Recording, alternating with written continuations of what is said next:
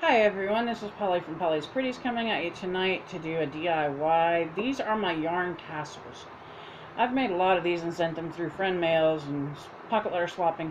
So what you're going to need is, of course, glue gun, glue sticks, yarn of your choice, and some kind of little decorative object to put on the front of it when you're done.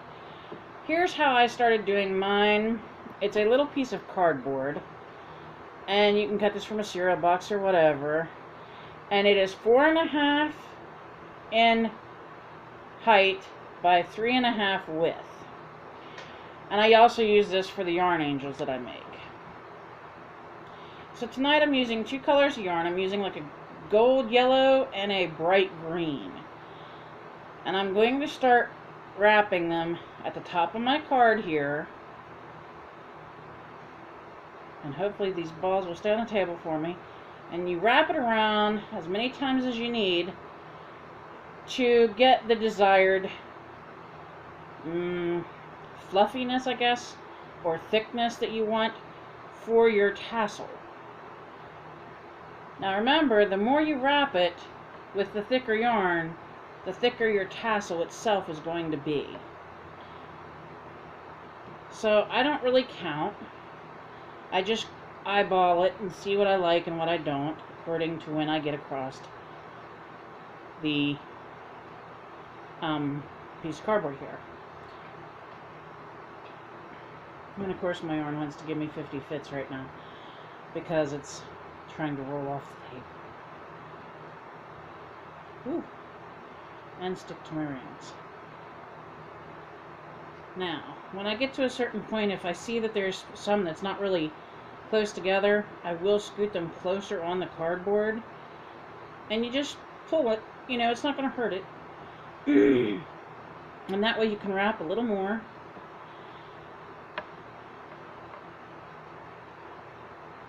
And like I said, my yarn is kind of going.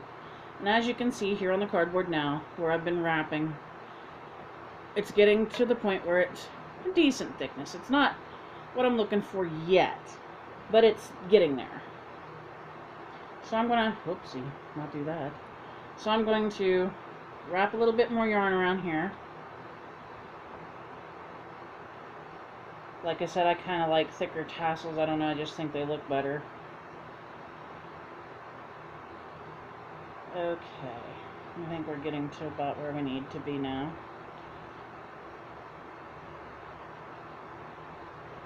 Alrighty. And then when you bring it back up the last time, you'll end on the back side of your cardboard. You want to bring it up just to the top, and then take a pair of scissors and cut it. Now, the next thing we're going to do, as you can see, it's all still wrapped on here. It's all still across the cardboard. I'm going to go ahead and lay this down. And I'm going to take, since I like the double colors, I'm going to be a little different this time. And I'm going to cut off a decent length of both colors of yarn here. See, decent length. You want to be able to tie this. And what you're going to do now is pick up your cardboard again, making sure you don't lose any of it. You don't want to lose the back strings or the front ones. And then underneath your edge of your yarn here, you're just going to take the two pieces you have and feed them, making sure that they come all the way over, across, and through. Okay, all the way over, through underneath, come up to the top here. Try to make sure they're even. You don't want them uneven. Okay. And then you're going to tie a knot. You're going to go just about like this. If you can get it more towards the top than I can, then good on you, but I am not real good at getting this all the way at the top. I get mine just a little bit lower. And like I said, you want to make sure to have that pulled, and then you pull this tight. You don't want it loose. You got to get it tight. Hold it in there Make yourself a knot there. Okay, we got our knot. Now, for now, just lay those strings over that way, because that's going to hold your top piece together. You're going to come down here to the bottom of your card, where your yarn is along down here with your scissors, and slide your scissors through and slowly begin cutting. Then you can pull your cardboard out. Make sure your lengths are the same, as close as you can get them. Mine don't seem to be too bad today. Okay. Now, we're just going to leave these here. We're still not going to mess with those yet. I'm going to take another link of the two, of the yarn that is, and cut it. Whoopsie daisy. There we go. Alright, now we can get this yarn actually out of the way. Now, with these two, what you're going to do is you're going to hold this, keep your top up here out of the way, make sure you fluff your yarn if you need to, or that you pull it looser if you need to, or tighter, because it really does matter here. Okay, I think I've got that just about perfect as it can be. Then we're going to wrap the yarn pieces that we just cut around this and make a very loose loop. Now, as you bring it down, you're going to want to make sure that as you're tightening, it looks how you want it to look for your tassel. Because you want this top part almost to look like the head of an angel, in honesty. See how I'm tightening that? And then it's puffing up on the head there. Kind of looks like a little head right here, or the beads in there. That's what you want. Now, as you do that, you want to hold that down, because you're also going to knot this one. Alright. Nice knot right there. Now, I'm just going to leave those pieces hang in there like that. Oh, excuse me. Like that. And then what I do is, now that I have this tied and I know that's in there good, I'm going to drag my fingers down like this, like you would if you were cutting hair almost. And you can see all those long ends. Well, some people like them shabby, and some people like them a little neater. So you can choose what you want to do. You can either cut it and make it look a little neater, or you can leave it shabby. I usually cut mine and then see how it looks afterwards. Give it a little shake, and yeah, kind of make it look a little prettier, hopefully.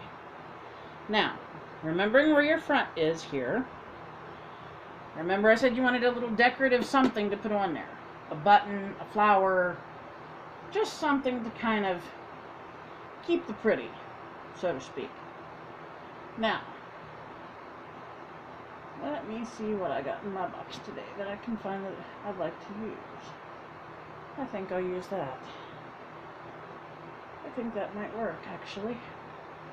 Alright. So, I'd been given a beaded curtain, and it was all, like, messed up, tore, the beads coming off. So this little bead is what I'm going to use for my little decorative piece.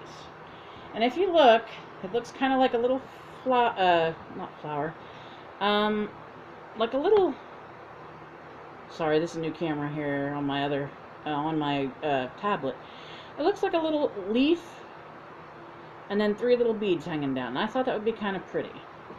So here's what we're going to do. We're going to put just a touch of hot glue on the back of this little decorative piece, and then we're going to lay it right here on top of that knot we created.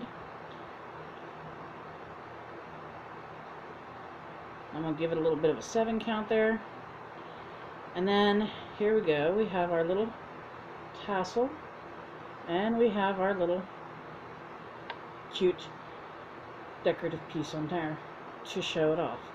And then up here, the reason I'm not tying mine is because sometimes I tie these onto pocket letters and all, but all you have to do is just tie the ends, not the ends, and then there you go. You can use it on whatever you would like to. But that is how I create the yarn tassels I make. Now my ribbon tassels are done differently, and hopefully I'll get to do that in another video. But this is one of the yarn tassels, and I just wanted to make one quickly to show you.